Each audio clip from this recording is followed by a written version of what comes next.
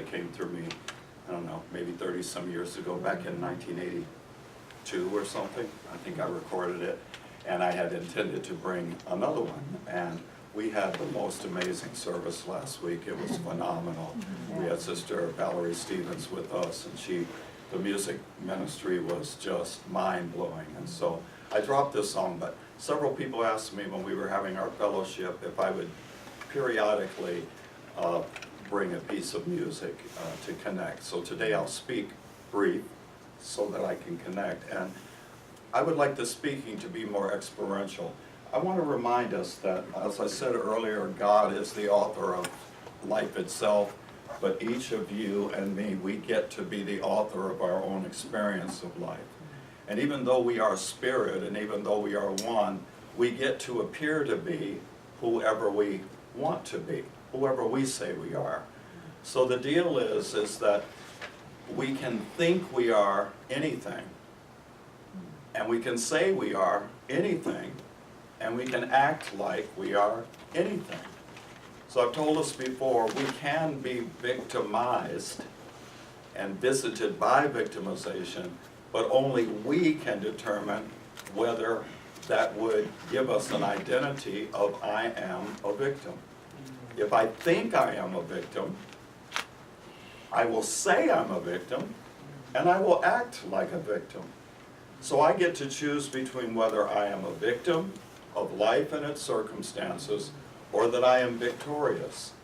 And that part of my victorious nature is that I have within me a power that is greater than anything out there. And so my victory comes in confronting a challenge and moving through that challenge to prove to myself I am a victorious being. God does not care whether you choose to be a victim or victorious. It's up to you. There's no intervention. The angels don't go, oh my God, Carlos is thinking he's a victim. I got to get in there and change his mind. It's like, no, Carlos is a child of God and has full authority to say who he is. His I am is his name. His real spirit name is I am. That's God's name. And whatever he follows it up with, that's his business. The angels know that you can never not be anything other than what you really are, which is oneself in God, one with all aspects of creation. But here in your story in history, you get to be whoever you want. And so I look at pairs of what looks like opposites, and I remember that we are in a field of polarity where I get to say what I want to say about me. So if you think all you are is your human experience, if you think it, you will say it, and you will act like it, even though your essence is of God, even though you really are spirit, and even though the power that is you is greater than anything you're encountering out there. My daddy used to say, if you don't know it, you can't show it. So you will be who you think you are, say you are, and act like you are. You can act like you're just a temporal being. We talk about the dash where I was born October 16th, 1951 at 2:22 in the afternoon. And one day I will take my last breath for good.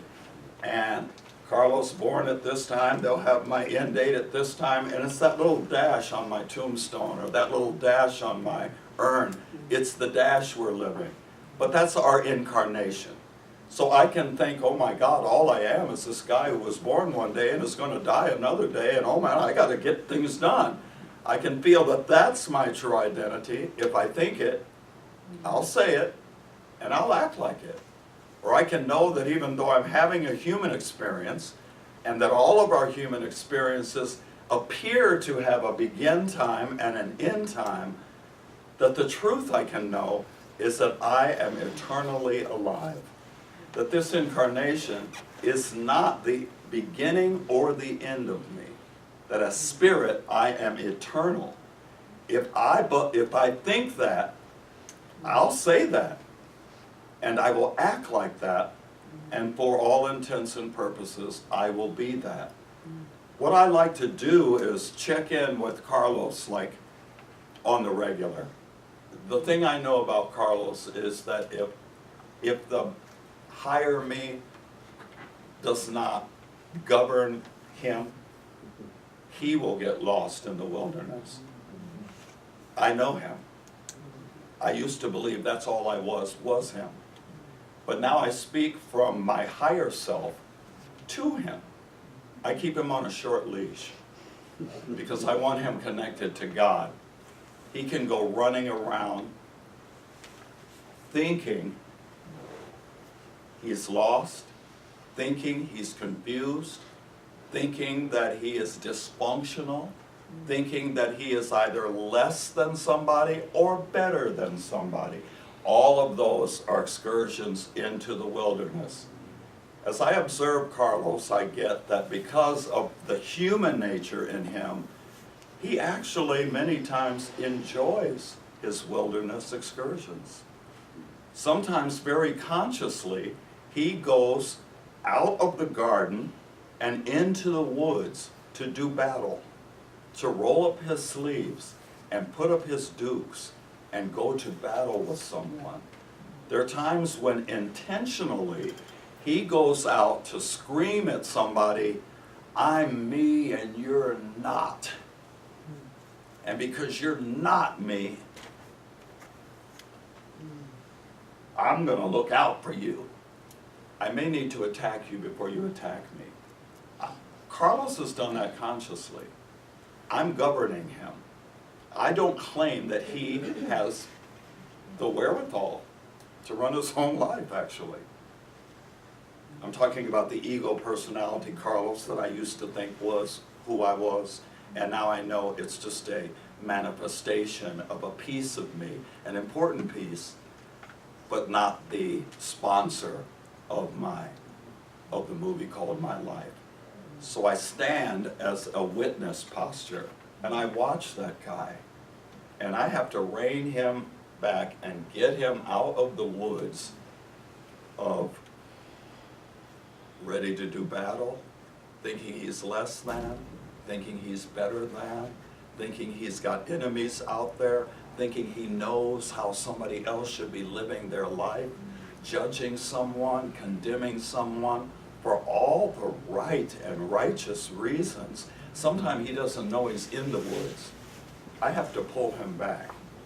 Who am I that pulls him back? I'm the piece of me that knows I am spirit. I am at one with the Creator and all of creation. I say to Carlos, come on out of the woods. Get back to who you really are. Come back to the garden. The woods are lovely, dark, and deep, but I have promises to keep, and miles to go before I sleep, and miles to go before I sleep. This is what I remember when I come back into the garden. I remember that it wasn't really fun being out there talking mess about whoever it was. It wasn't really fun out there with my dukes up and my sleeves rolling up doing battle. It drains me. You know, judging against people takes work. It is draining. We have to walk around with rocks in our pockets to stone somebody. And sometimes it's the same person. We stone over and over and over and over and over again out in the woods, playing the game of enmity. The only true enemy is the thought of enmity. The solution to all of our angst is to remember our oneness with one another. And I know, you know you're one with the people in your church. You know you're one with the people you love and the people that love you. And I've said many times, you don't get perks for loving people who love you. You don't get no spiritual perks for that. That gathers you no treasure in heaven. It's a trade-off. I'll love you if you love me. No, we get our heavenly perks when we stretch beyond that and practice loving people who it might not immediately be easy for us to love. It's come back to the garden. Come back to the garden. So once again, we will always think we are just human, or we will think we are human sponsored by our divinity. We will think we are lost, or we will think we are found. We will think we are weak, or we will think we are strong. Once more, if you think you're weak, you'll say you're weak, and you'll act like you're weak, and for all intents and purposes, you're weak. Even though God knows you can never be weak, and your higher self knows you can never be weak, for all intents and purposes, as a self, as a personality, as the one living this incarnation, you're weak. Why? Because you think you are. Why? Because you say you are. Why? Because you act like you are.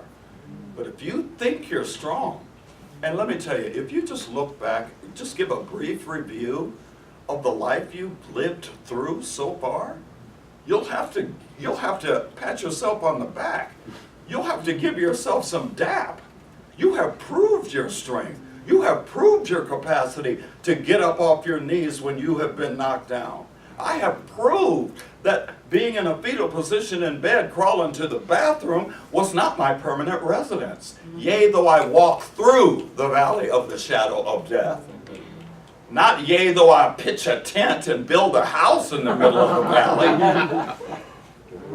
It's yea, as I walk through the valley. So I knew when I was in that fetal position that I wasn't there to stay. I just kept going. This too shall pass. We sang a song in the Sanctified Church that said, nobody told me the road would be easy. But I know that the Lord didn't bring me this far just to leave me. How do I know? I've been there, baby. I have been there. All of us, you have been there. You have lived through some devastating experiences. You have lived through some intense pain and some intense loss. You've been lied on, talked about, cheated, and mistreated more times than you can count. But look at you. You know where you're not right now? You're not at a crack house saying, oh, woe is me. I've been through so much stuff. If you heard my story, if you knew my story, you'd understand why I'm here. You're not at a bar right now doing your fifth shooter, telling the bartender, child, if you knew my life, you'd understand why I got here as soon as you opened at 11 o'clock. I have been through it. No, that's not what you did. You went through it to enter into the house of God where you can deepen your understanding of who you are and whose you are. That even though you may at moments get lost into believing, I am a separate self, separate from all other separate selves, and life is scary, you can drop that rap, drop that identification, and go, I'm going to start thinking of myself as a child of God, at one with the Creator and all of creation. I'm going to start thinking of myself. As the Course in Miracles says, you are limitless in power, and you are limitless in peace. But once again, my daddy said, if you don't know it, you can't show it. So even though you are limitless in power, and even though you are limitless in peace, you have to think you are. And then you'll hear yourself saying you are. And then you will see yourself acting like you are. And for all intents and purposes, so you will be. When you're going through something, and there's a tendency for you to be feeling sorry for yourself, or many times I'm not feeling sorry for myself in moments of my life until the people who care about me, they gather around me and they feel sorry for me. You know, I've had so many losses in my life, and grief happens in different ways. But I had times where I was feeling good. It was okay, Mama died. She died like She died like 3 months ago, and I'm starting to feel alive again, and I go out to shine my light and show people I'm resurrected again, and I tell people I'm really feeling oh, no, I can see in your eyes you're not quite there, Carlos. No, you're not back to yourself again. No, it's going to take a while. It's going to take some time, but I don't agree with you that you are moving through. No, I just don't see the same spark I saw before your mother died. And they are pulling me back out of the garden and into the woods. The woods are lovely, dark, and deep. Bobby Frost said this, not me. The woods are lovely, dark, and deep. But I have promises to keep, and miles to go before I sleep, and miles to go before I sleep. So my job, working on me, governing me, is to remember that even though it appears that I'm just here for a quick little dash, and that's all there is to me and for me, that I was born before I was born, and I will never die. Amen. I love the scripture where God is talking to Job, and God says to Job, "Where were you when I laid the foundations of the earth? Where were you when I hung the stars and the moon and the sun in the sky? Where were you when I separated the darkness from the light? Where were you when all the sons of God applauded and praised creation?" What Job should have said, if he knew who he was, "You know where I was. You just said it. You said that when you hung the stars, the moon, and the sun, and created the heavens and the earth, that all the sons of God were there with you and rejoiced at what you have done." That's where I was. I wasn't born when I appeared to be born. I am eternal. The song I will end with is a song that came through me back when I was living in Miami, probably in 1981. And as soon as I sang it for my partner Johnny, he said, "You will never get a chance to sing this song because God sent it through you for me." And for the rest of his life, he always sang it. And whenever he sang it, I didn't even want to. This is Johnny Earl. He left the planet in 1991. He first sang this song in 1981, I believe. At the conclusion of the song, I will be done.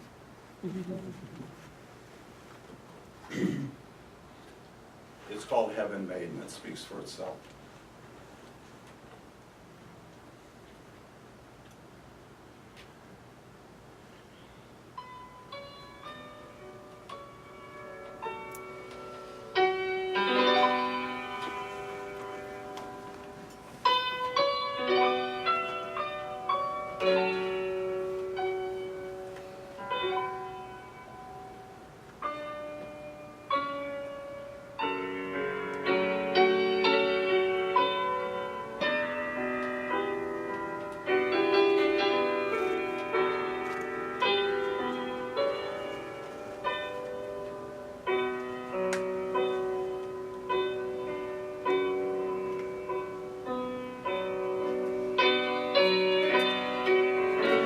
The beginning of all confusion rests in holding to the mistaken idea that we are separate from God,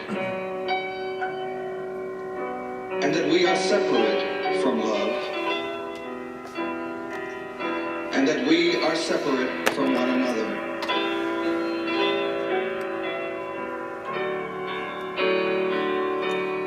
The beginning of all confusion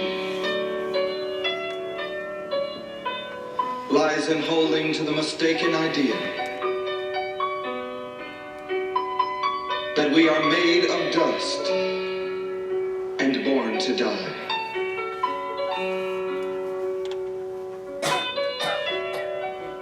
You see, the truth is that we are earth travelers, not earth dwellers. And that we are composed of spirit and life eternal.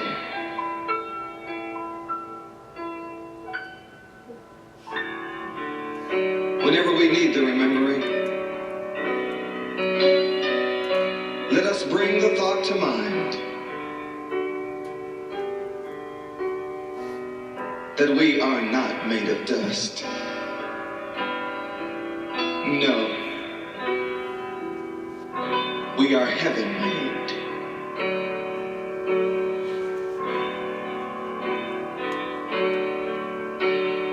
Hold to your faith in God in times of dark despair. Go inside, you'll find him there. He will lift your burden, I'm certain. He's done so for me.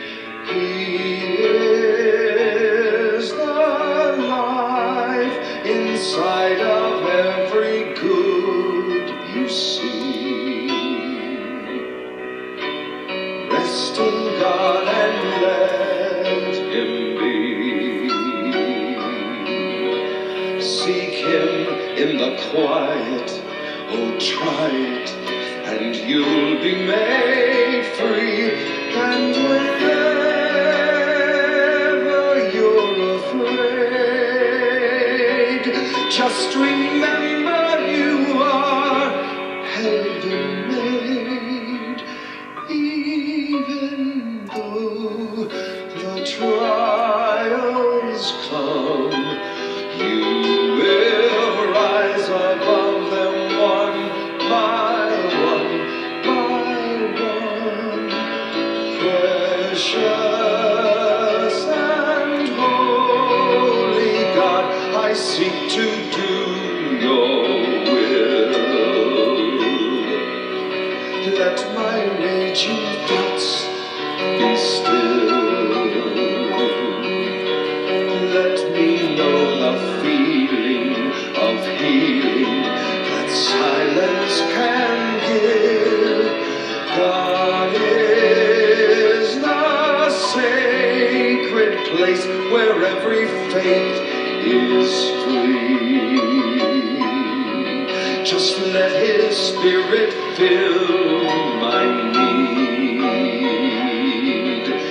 Let his love enfold me and hold me as long